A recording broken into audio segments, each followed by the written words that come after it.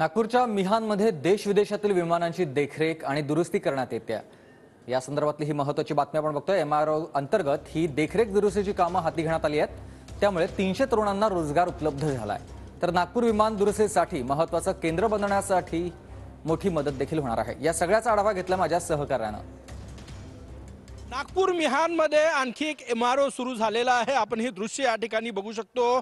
देशभरातील आणि जगातील विमानांची दुरुस्ती आणि मेंटेनन्ससाठी एक महत्त्वाकांक्षी प्रकल्प आपण या ठिकाणी बघू शकतो। हा एमआरओ एआर आणि इंदमार या कंपनीच्या संयुक्त विद्यमाने मिहानमधील जवळपास 30 एकर जागेमध्ये हा एमआरओ सुरू झालेला आहे आणि या ठिकाणी विमानाची देखभाल दुरुस्तीचं काम जे आहे ते केलं जाणार आहे।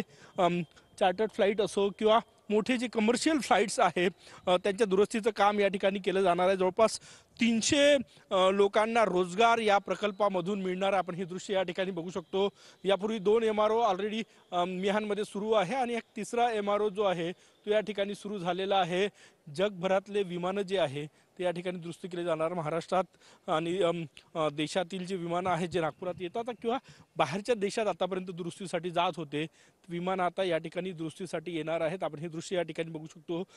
300 स्किल्ड वर्कर जे इंजिनियर्स आहेत विमान दुरुस्तीचं काम करणार आहे त्यांना रोजगार जे आहे ते या ठिकाणी मिळणार आहे आणि त्याचा मोठा फायदा विदर्भातील रोजगाराला होणार आहे। कारण की माइलस्टोन विदर्भातल्या रोजगारासाठी माइलस्टोन म्हणता येणार। नागपूरच्या मिहानमध्ये हा प्रकल्प जो आहे तो सुरू झालेला आहे। कॅमेरामॅन सचिन सॅमसह गजानन उमाटे, TV9 मराठी।